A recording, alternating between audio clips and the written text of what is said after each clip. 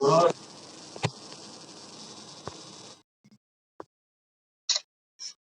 को दिखाई दे रहा है? Hello, yes sir.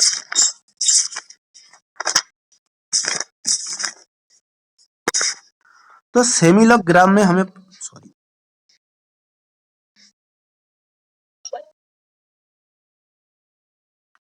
ये होगा परसेंटेज फाइनर, ये होगा dia of the particle, dia of particle in mm। Okay, ये जो ग्राफ है ये सेमिलॉग ग्राफ में प्लॉट करना है। सेमिलॉग ग्राफ, सेमिलॉग ग्राफ नहीं देखो क्या? हेलो, तो सेमिलॉग ग्राफ देखने में कैसा है वो एक बार नेट से देख लेना, ठीक है ना? नाम सुनने से नहीं होगा, देखना भी चाहिए क्योंकि तुम्हें वो करना भी है, ठीक? मतलब क्या है, मान लो तुम्हारा जो 4.75 mm है, 2 mm है, 1 mm है, उसको लॉग ऑफ सम जो 4. जो वैल्यू आएगा वो चीज यहाँ पे पुट करना पड़ेगा। और ये जो ग्राफ है इसका नेचर थोड़ा अलग है, और ये जो y एक्सिस वाला है वो नॉर्मल है, नॉर्मल ग्राफ जैसा है, ठीक है? उसके बाद तो जो तुम्हारा परसेंटेज फाइनर है उसका कॉरेस्पॉन्डिंग जो डायमीटर है वो तुम्हें प्लॉट करना है। उसके बाद जो तुम्हारा ग्राफ आएगा कुछ भी आ सकता है, जो सॉइल का जो प्रॉपर्टीज है, जिस किस टाइप का सॉइल है उसका ऊपर बेस करके आएगा। सपोज हम एक सॉइल कंसीडर कर रहे हो, सपोज आ रहा है, सपोज ऐसा आ रहा है, सॉरी ये ठीक नहीं लग रहा है, ऐसे,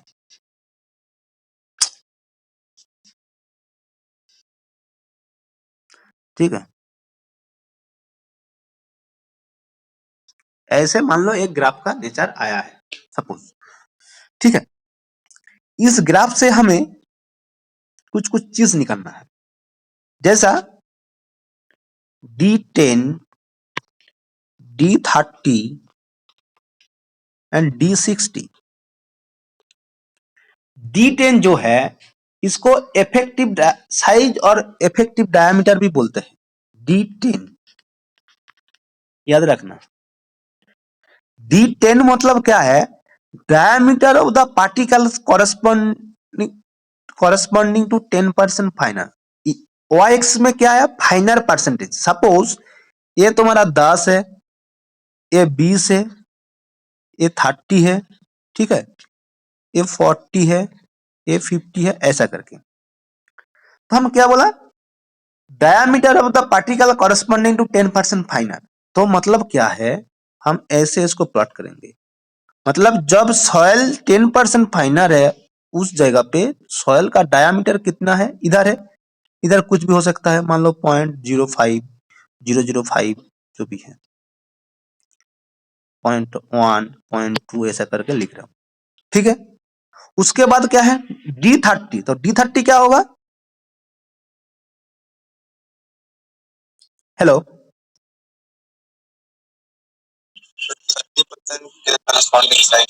हाँ, 30% फाइनर कॉरेस्पॉन्डिंग साइज। तो हम लोग ऐसे करेंगे, जब 30% जब फाइनर हो रहा है तब उसका साइज कितना है वो यहाँ से ग्राफ से पता चल जाएगा। और अगर सपोज 60 इस जगह पे है तो 60% फाइनर corresponding diameter of the particle यहाँ से ऐसे मिल जाएगा। तो यहाँ से हमें एक चीज निकालना है, CU एंड CC। नाम सुने हो, CU? CU means coefficient of क्या, yes, CU means coefficient of uniformity. CU is equal to क्या है, D60 अपॉन D10। इस ग्राफ से तुम्हें CU मिल गया, that's mean coefficient of uniformity. और एक टर्मिनोलॉजी है that is CC। CC means coefficient of curvature. CC is equal to क्या है, D2 30/D60 into D10। Yes, D30 square upon D60 into D10। ये जो वैल्यू है D60, D30, D10 ये तुम्हारा ग्राफ से मिल जाएगा। ये वैल्यू निकालने के बाद तुम्हें CU एंड CC का वैल्यू निकालना है। गेन साइज एनालिसिस में इतने ही तुम्हारा अभी का काम है। उसके बाद ये जो वैल्यू है ये तुम्हें सॉइल क्लासिफिकेशन में काम में आएगा, ठीक है। तो अब हम लोग डिस्कस करेंगे characteristic of gain size distribution curve. Characteristic of gain size distribution curve, इसमें कोई किसी का डाउट है? सीसी में हेलो ओके।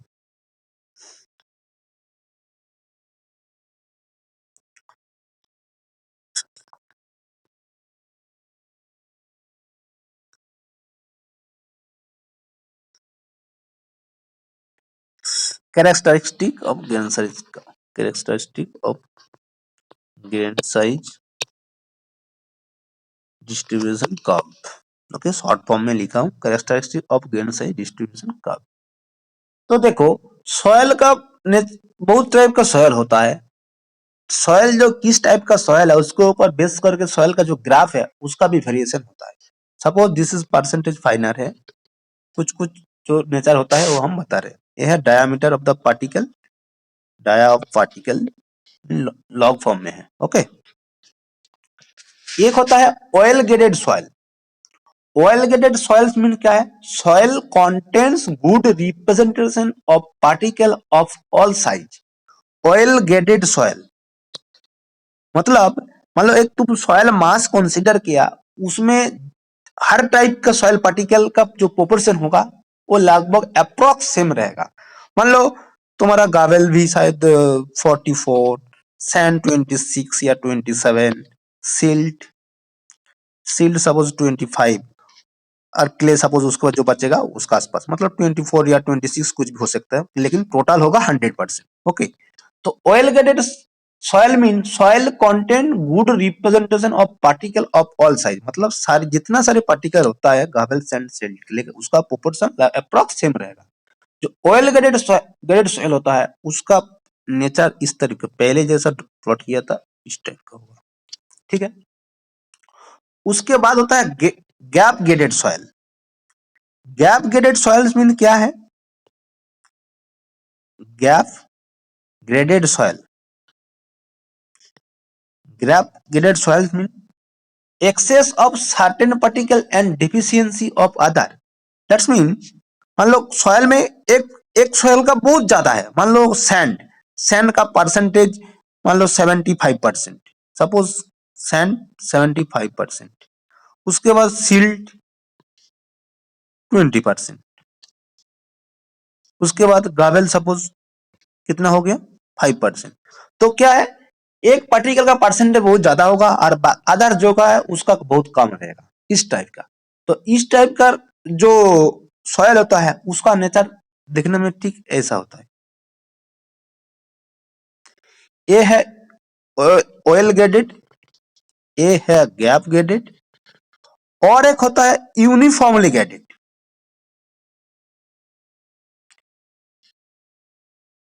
यूनिफॉर्मली ग्रेडेड, तो यूनिफॉर्मली ग्रेडेड कैसा होता है? एक मतलब सॉइल जो पार्टिकल है उसमें most of the particle are of same size, मतलब एक ही टाइप का देखने में। ये जो पार्टिकल होता है ये जो सॉइल है इसका जो ग्राफ का नेचर है ये देखने से वर्टिकल लाइन जैसा है, ऐसे ही दिखाएगा, ऐसे लगेगा देखने में। ये है यूनिफॉर्मली ग्रेडेड, मतलब एक ही टाइप का देखने में होता है, ठीक है। ये है characteristic of the grain size distribution curve, ठीक है। नेक्स्ट है consistency of clay soil.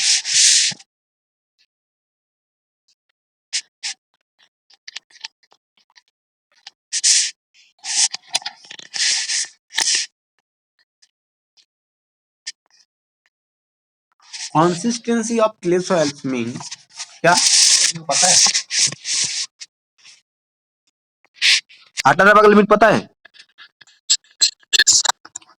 Atterberg limit, Atterberg limit में क्या क्या आता है? लिमिट, प्लास्टिक लिमिट और shrinkage limit. Yes, liquid limit short form में लिख रहा हूं, एल, सेकंड में है प्लास्टिक लिमिट, थर्ड में है सिंकेज लिमिट। तो लिक्विड लिमिट क्या है? तो लिक्विड लिमिट टेस्ट करने के लिए हमें एक एपरेटस होता है, दैट इज क्या है? कैसाग्रेंडे एपरेटस।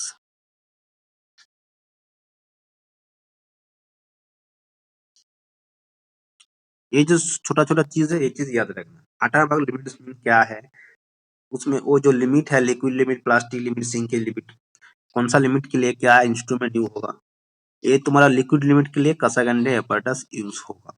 ठीक है, तो लिक्विड लिमिट क्या है? It is the minimum water content at which the soil is still in liquid state but has a small shearing stress against flowing. एक हम ग्राफ जैसा प्लॉट करो तो पता चल जाएगा।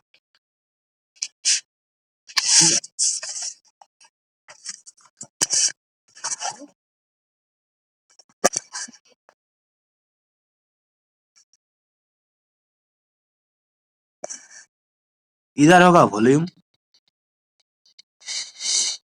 इधर होगा वाटर कंटेंट ऑफ सॉइल।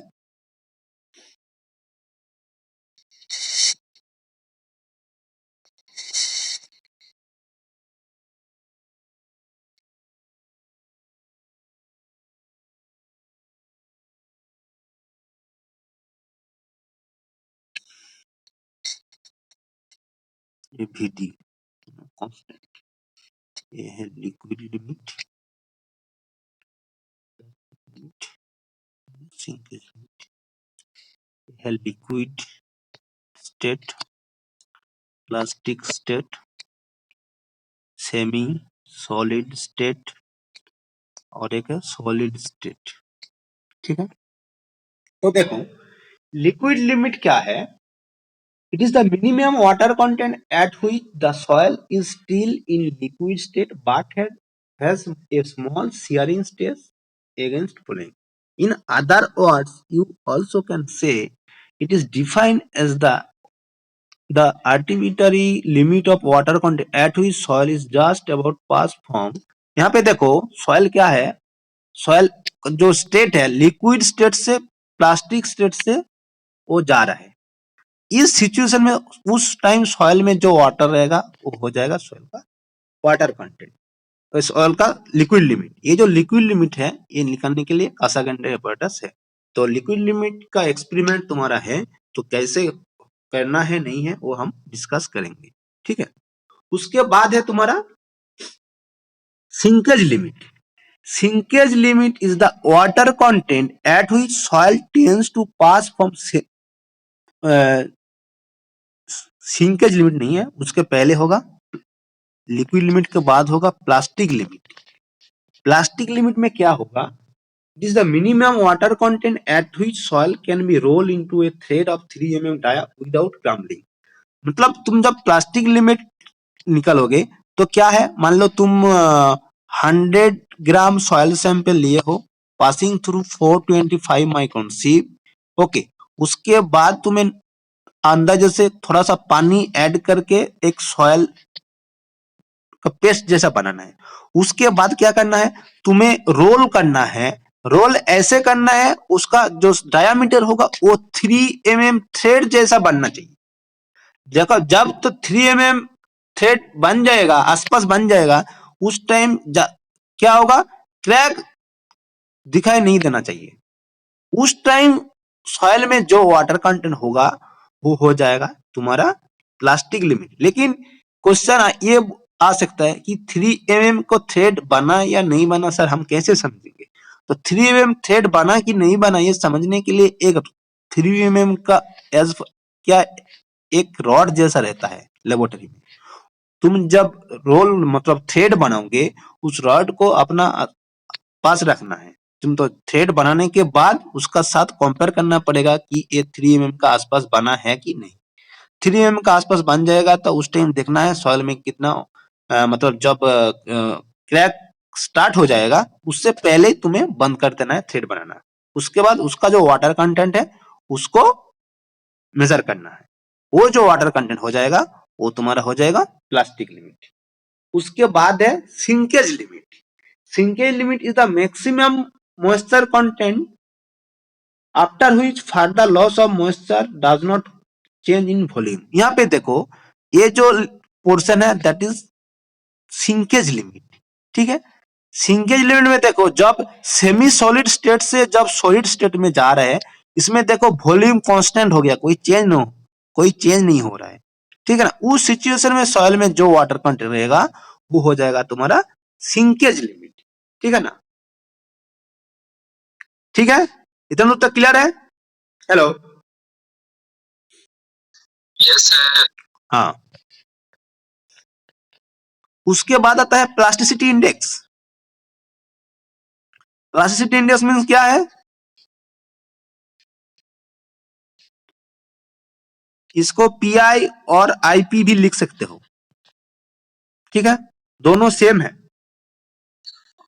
और लिक्विड लिमिट को एलएल और डब्ल्यूएल भी लिख सकते हो, बोथ आर सेम। बहुत सारे किताब में बहुत कुछ लिखा रहेगा, कंफ्यूजन नहीं होना चाहिए, ठीक है।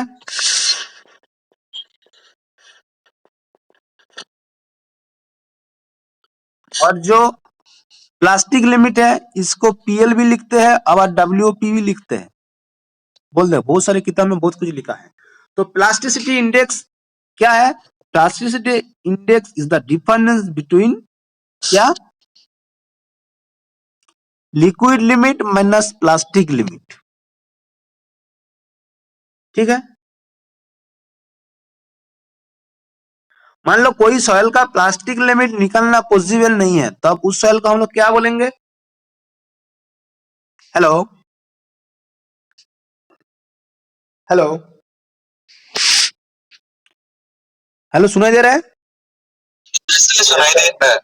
मान लो कोई सॉइल का प्लास्टिक लिमिट निकलना पॉसिबल नहीं है, तब उस सॉइल का हम लोग क्या बोलेंगे?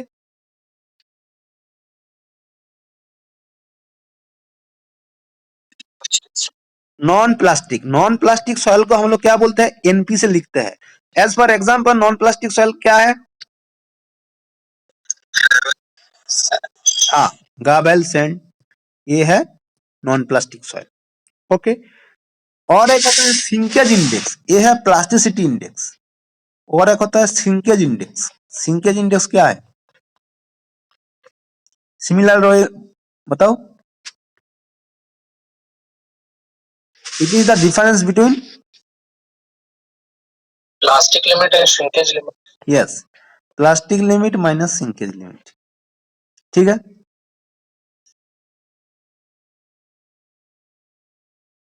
नेक्स्ट है consistency index.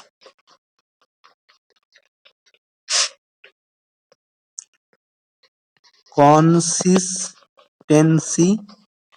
Index, consistency index को सीआई और आईसी से डिनोट किया जाता है। Consistency index is defined as the ratio of difference between liquid limit and natural water content to the plasticity index of soil, means PI, that is equal to consistency index. So consistency यहाँ पे जो LL है that is liquid limit, W जो है natural water content and PI जो है plasticity index. Suppose IC is equal to 0, IC is equal to 0, उस केस में water content is equal to क्या हो जाएगा? उस केस में water content is equal to liquid limit हो जाएगा। गुड। मान लो IC इज इक्वल टू 1, उस केस में क्या होगा? Water content is equal to क्या हो जाएगा? Water content is equal to हो जाएगा प्लास्टिक लिमिट। गुड। मान लो IC इज ग्रेटर देन 1, उस केस में सॉइल का नेचर क्या होगा?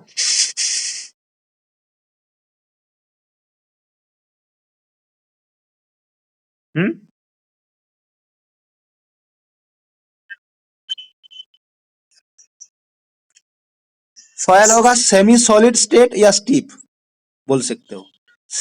जब IC ग्रेटर देन 1, उस केस में सॉइल सेमी सॉलिड स्टेट में रहेगा, SSS, ट्रिपल एस याद रखना। और जब IC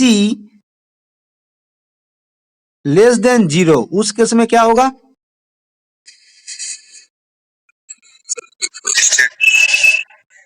हाँ, लिक्विड स्टेट में रहेगा, मतलब नेचुरल वाटर कंटेंट जो है वो लिक्विड लिमिट से ज्यादा होगा। Natural water content liquid limit से ज्यादा होगा, दैट्स मीन सॉइल क्या लिक्विड जैसा बिहेव करेगा। बात समझ रहे हो क्या बोल रहा हूँ?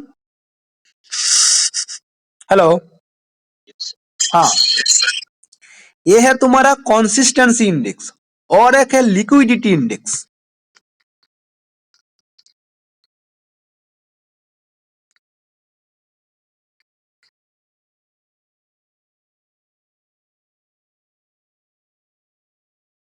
लिक्विडिटी इंडेक्स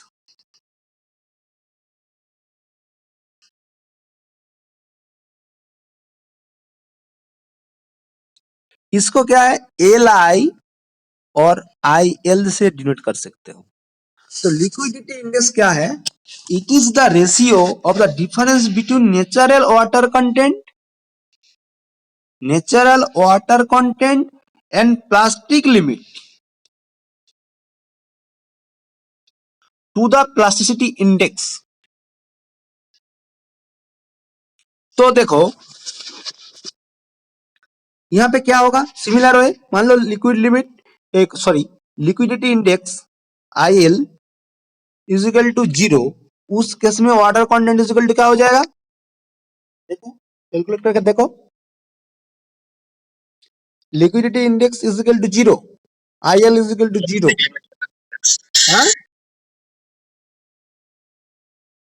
वाटर कंटेंट किसका बराबर हो जाएगा? वाटर कंटेंट प्लास्टिक लिमिट का बराबर हो जाएगा। ओके, मान लो liquidity index is equal to 1, उस केस में क्या होगा? वाटर कंटेंट लिक्विड लिमिट का बराबर हो जाएगा। और एक है लिक्विडिटी इंडेक्स ग्रेटर देन 1, इस केस में सॉइल किस टाइप का बिहेव करेगा?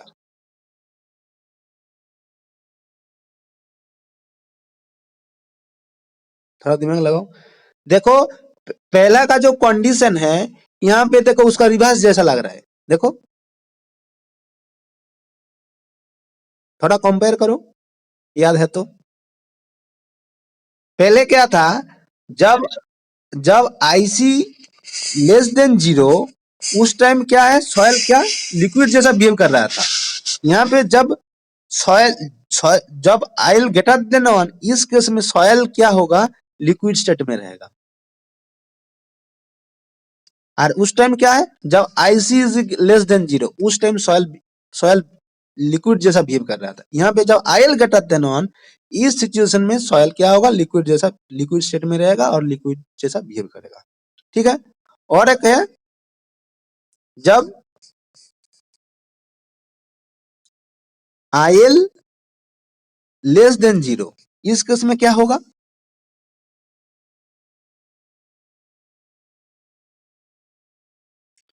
Soil should be in semi solid state. पहला केस में सॉइल किस कंडीशन में सेमी सॉलिड स्टेट में था? जब आईसी याद है, थोड़ा पहले बताया था। हेलो, जब आईसी ग्रेटर देन 1, उस सिचुएशन में सॉइल सेमी सॉलिड स्टेट में था। बट इस केस में जब लिक्विडिटी इंडेक्स लेस देन 0, इस केस में सॉइल सेमी सॉलिड स्टेट में रहेगा। तो ये जो consistency index and liquidity index है, इसका बीच में एक रिलेशन है, ये पता है क्या? जो D2D है, दोनों को जोड़ेंगे तो बना yes, consistency index CI plus liquidity index that is equal to 1। यहाँ से तुम्हारा जो एग्जाम होता है ना, इसमें यहाँ से एक न्यूमेरिकल आता है, मैक्सिमम टाइम आता रहता है। तो ये जो consistency index and liquidity index का जो इक्वेशन है व फॉर्मूला है जो भी है, उसको अच्छे से याद रखना, ठीक है ना। और एक चीज है प्लास्टिसिटी इंडेक्स, पहले ही बताया, वो भी क्या है नहीं है, ठीक है ना। किस टाइप सॉइल का प्लास्टिसिटी इंडेक्स 0 हो सकता है, कोई भी पूछ सकता है, कुछ भी चीज पूछ सकता है, ठीक है ना। तो आई होप लोग जो भी डिस्कस किए हैं समझ में आए हैं। उसके बाद है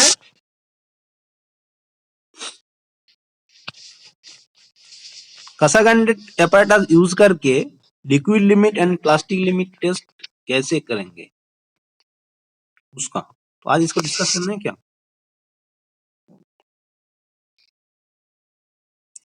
laboratory method,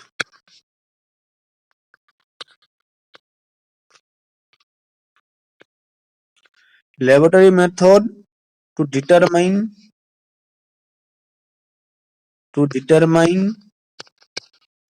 liquid limit by using secondary apparatus।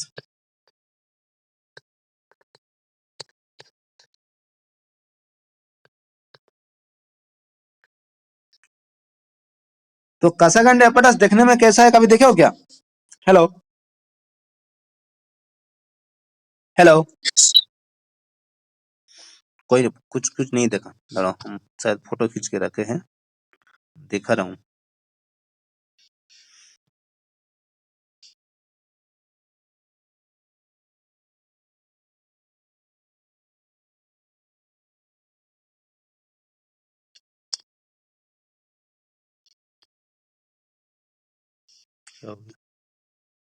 दिखाई दे रहा है। हेलो हेलो, यहाँ पे देखो ये जो इंस्ट्रूमेंट है दैट इज कासागंडे apparatus, ठीक है ना। यहाँ पे देखो एक बाउल जैसा है, यहाँ पे क्या है सॉइल सैंपल क्या बनाने का मतलब 425 माइक्रोन जो सीव है 425 माइक्रोन सीव से पास करवाने के बाद पानी से मिलाकर एक सॉइल का पेस्ट बनाना पड़ेगा, ठीक है। पेस्ट बनाने के बाद उस पेस्ट को ये जो बाउल है इसमें प्लेस करना है, फिल करना है। फिल करने के बाद स्पेचुला होता है, स्पेचुला से इसको लेवल करना पड़ेगा। लेवल करने के बाद ये जो देखो ये रोटेट करने वाला एक चीज है, ये जो चीज है इसको पर सेकेंड में 2 टाइम्स घुमाना पड़ेगा, ठीक है ना। लेकिन घुमाने से पहले तुम्हें क्या करना है, ये देखो दो टाइप का ग्रूव है, एक है कासागंड्रे, एक है एएसटीएम ग्रूविंग टूल। ये है एएसटीएम ग्रूविंग टूल, ये है कासागंड्रे ग्रूविंग टूल, ठीक है ना। तो सॉइल से फिलअप करने के बाद क्या है इसको बीच बराबर काटना है। बीच बराबर काटने से क्या होगा, देखो यहाँ पे देखा जाए सॉइल केक बिफोर टेस्ट। जब सॉइल से इसको फिलअप किया उसके बाद जब तुम ये जो कासागंडे ग्रूविंग टूल है, ग्रूविंग टूल से उसको बीच बराबर काटना है। काटने के बाद उसको ऐसे दिखाई देगा, ठीक है ठीक है। ये कासागंडे ग्रूविंग टूल है, ये एएसटीएम ग्रूविंग टूल है। ये जो कासागंडे ग्रूविंग टूल है ये बेसिकली यूज होता है किस टाइप सॉइल के लिए, किसी को पता है। हेलो, ये जो कासागंडे ग्रूविंग टूल है ये बेसिकली यूज होता है क्ले सॉइल के लिए, और ये जो एएसटीएम टूल है ये बेसिकली यूज होता है सैंडी टाइप सॉइल के लिए। ओके, तो क्या है सॉइल फिल करने के बाद ये जो तुम्हारा ग्रूविंग टूल है उससे बीच बराबर काटना है। काटने से ऐसा दिखाई देगा। उसके बाद क्या है तुम्हें ये जो हैंडल जैसा दिखाई दे रहा है इससे इसको पर सेकेंड में 2 टाइम्स मूव करवाना है। तो क्या है वो तुम्हारा उसको बोलते हैं ब्लोज। ब्लोज काउंट करना है, ब्लोज काउंट करना है। ब्लोज का लिमिट होगा क्या 10 to 15 ब्लोज का बीच में होना चाहिए। तो क्या है ये जो एक्सपेरिमेंट है इसको 5 to 6 टाइम ट्रायल देना पड़ेगा। मान लो तुम ऐसे ऐसे घुमा रहे हो, घुमाने के बाद मान लो तुम्हारा 15 ब्लोज आया। 15 ब्लोज आने के बाद तो क्या होगा, तुम जब इसको मूव करोगे ऐसे घुमाते रहोगे तो क्या होगा ये जो बीच वाला सॉइल का जो काट पोर्शन था वो क्या होगा ऐसे जुड़ जाएगा। ऐसा देखो यहाँ पे देखो सॉइल केक आफ्टर टेस्ट, वो जब जुड़ जाएगा तब तुम्हें काउंट बंद कर देना है, काउंट करना बंद कर देना। उसके बाद वहां से कुछ अमाउंट सॉइल लेके उसका वाटर कंटेंट मेजर करना है, वाटर कंटेंट मेजर करना है। वो हो जाएगा उस सपोज तुम्हारा 15 ब्लोज का रेस्पेक्ट में W1 आ गया, ठीक है कुछ भी एक आएगा। उसके बाद ये जो तुम्हारा सॉइल सैंपल ये फर्स्ट ट्रायल, उसके बाद ये जो सॉइल है इसको फिर से निकल के फिर थोड़ा सा पानी और थोड़ा सा सॉइल सैंपल ऐड कुछ भी है ऐड करके फिर से सेम प्रोसीड्यूर करना है। उसके बाद मान लो तुम्हारा मान लो 21 में ऐसा आया, मतलब जुड़ गया है, 21 में जुड़ गया है, वो सपोज तुम्हारा W2। उसके बाद मान लो 28 में एक आया, that is equal to W3। उसके बाद मान लो 35 में आया, that is equal to W4।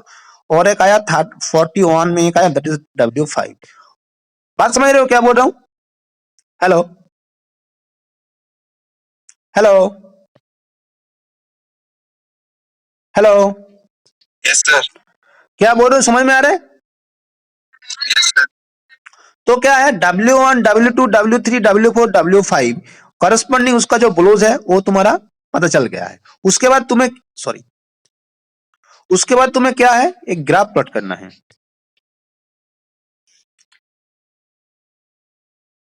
Graph कैसे प्लॉट करोगे, किसी को याद है?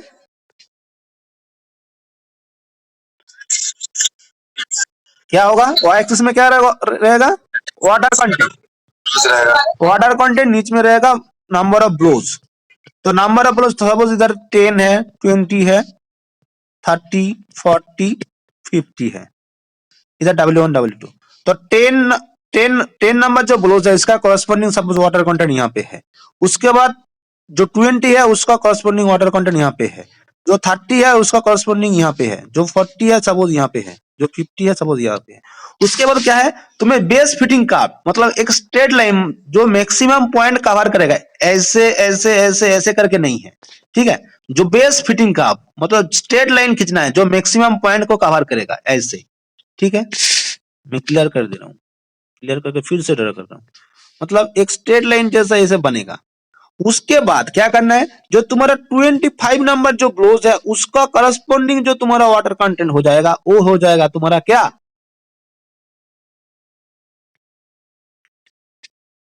बताओ?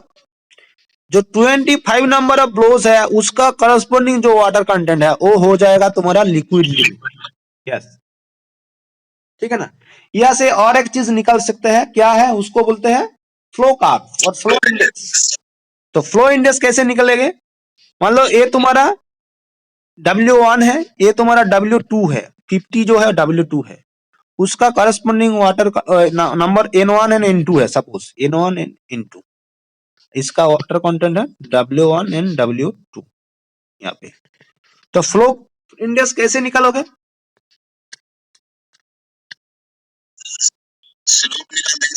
हाँ फ्लो, ऑब्वियसली जो स्लोप है उसको ही बोलते हैं फ्लो इंडेक्स। फ्लो इंडेक्स को IF से डिनोट किया जाता है। IF इजिकल टू क्या है, W1 minus W2 upon log 10 base N2 by N1, ये हो जाएगा तुम्हारा फ्लो इंडेक्स। ये जो फ्लो इंडेक्स इस ग्राफ से तुम्हें मिल जाएगा। जब भी तुम मतलब एक्सपेरिमेंट करोगे, एक्सपेरिमेंट जब ग्राफ बनाओगे, ग्राफ में ये सब चीज दिखाई देना चाहिए, मतलब नंबर ऑफ ब्लोज, उसके बाद लिक्विड लिमिट लिखना पड़ेगा, लिक्विड लिमिट इतना %, उसके बाद IF कितना है वो भी लिखना पड़ेगा। और एक चीज है toughness, toughness index, toughness index ही तो ना, याद है? टफनेस इंडेक्स क्या है, IT is equal to what, ये सब चीज ग्राफ में मेंशन करना बहुत जरूरी है। IT toughness index is equal to, it is the ratio of plasticity index to the flow index, that's mean IP by IF, ठीक है। ये जो IP है that is called plasticity index, ये जो IF है that is called flow index. ये flow index क्या है, कसागंडे जो ग्राफ है वहां से मिल जाएगा। और IP जो है liquid limit and plastic limit test करने से उसका जो डिफरेंस है लिक्विड लिमिट प्लास्टिक लिमिट का, वो है IP, उसका जो रेशियो है वो हो जाएगा तुम्हारा टफनेस इंडेक्स, ठीक है। उसके बाद इसका रिलेटेड कुछ न्यूमेरिकल है वो नेक्स्ट डे का करवाएंगे, ठीक है। तो आज का जो अटेंडेंस है मेरे को भेज देना, ठीक है। Hello, yes sir. कितना स्टूडेंट है?